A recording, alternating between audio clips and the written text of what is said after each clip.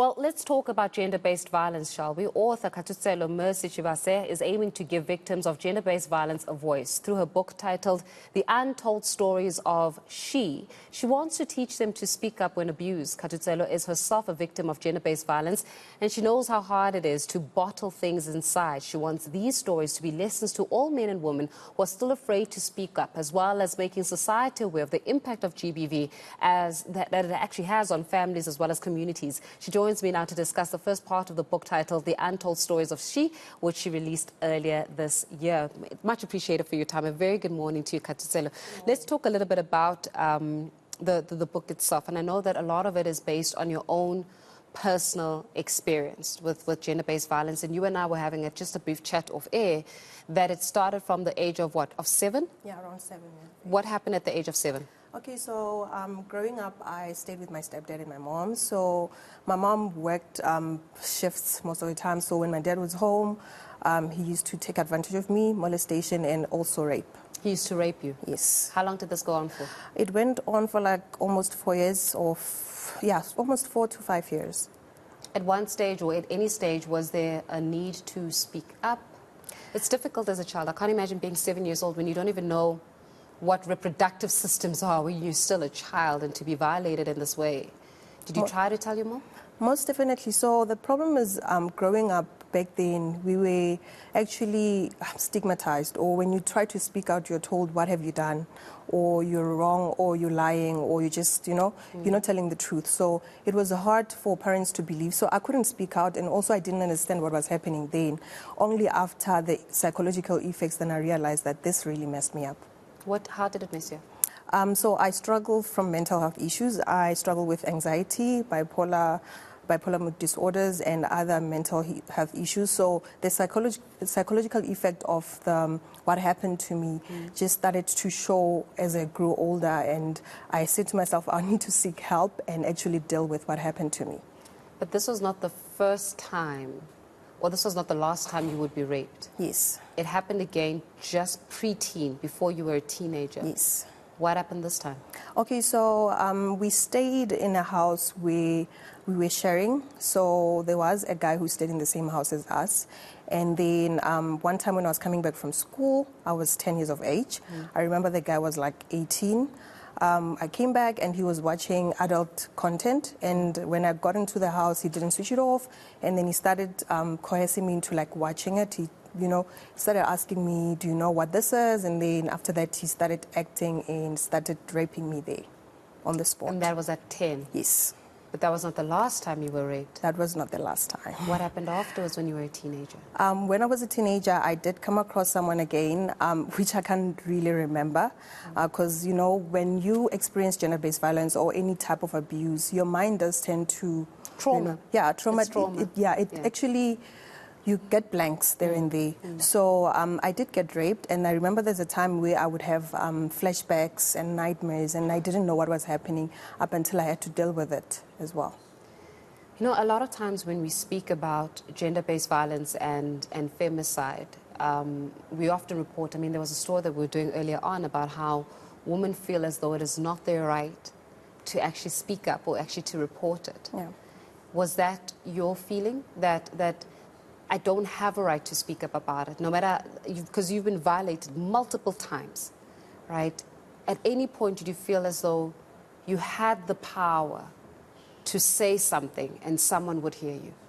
Not necessarily. So the issue with abuse is you get to a point where you are comfortable with your abusers. You actually develop something called the Stockholm syndrome, where you get attached to your abuser. Like my stepdad, he was like a father figure to me.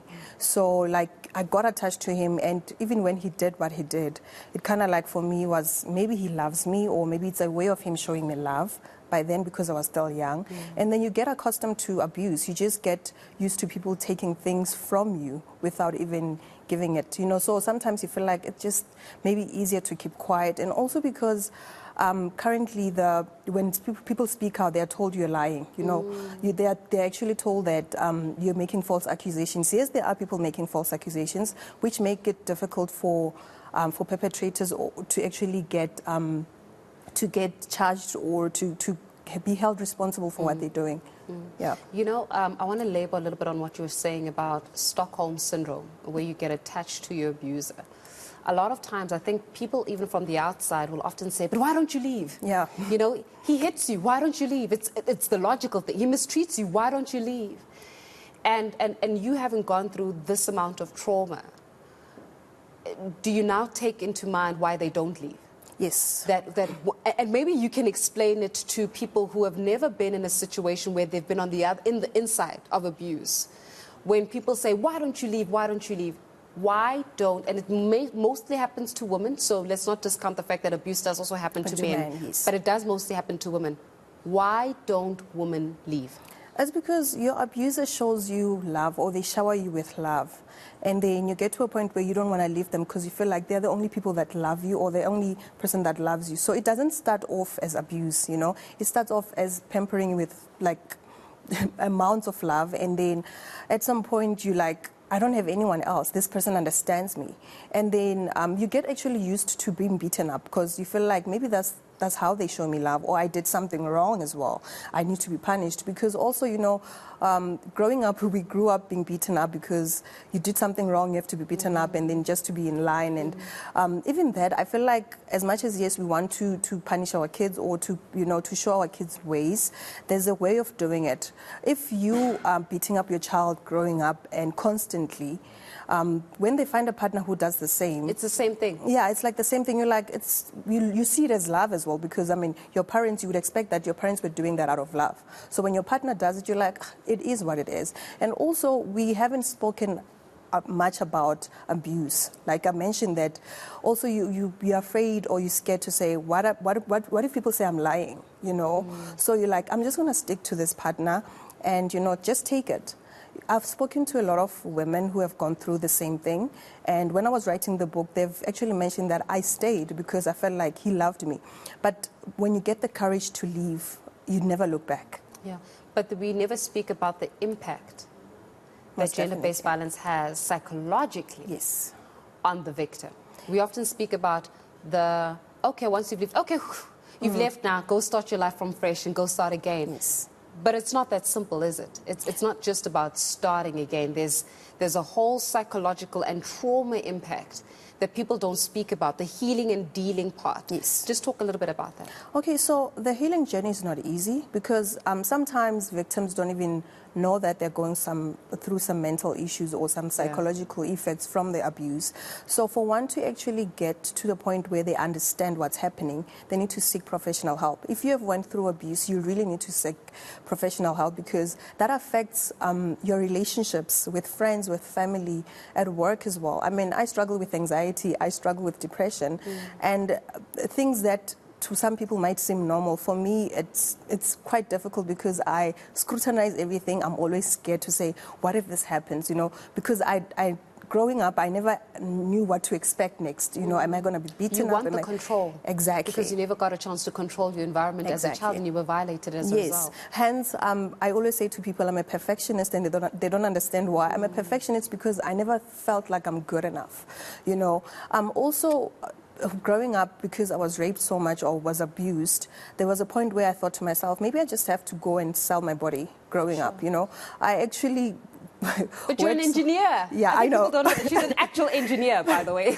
Yeah, a whole engineer, yeah. Yeah, so I actually worked so hard at school just so that I can finish matric and go and live in Pretoria and just start selling my body there. Because I felt like maybe that's the only thing I can offer to men or just offer to society. But fortunate for me, around grade 10, my mindset started changing because also the environment I was in changed. So you actually need that support from family as well and your friends, you know, your partner to say, I'm here for you, you know, because you can never do it alone, unfortunately. You are absolutely incredible. And though you are dealing with the healing process, I think this book is going to provide a lot of healing for a lot of people, both men and women that are going through it. It's the Untold Stories of She by Khathushelo Mercy Tshivhase. Make sure that you get yourself a copy. This is absolutely amazing. It's a brave book. It really is. It's a brave book more than anything else. And I just wish you all the best in your healing journey. And I hope that the conversation we've had this morning is able to liberate yet another man or another woman to leave or to actually find her voice. So much appreciated for your time. Thank you so much for having me. So that was author Khathushelo Mercy Tshivhase with that wonderful book titled The Untold Stories of She.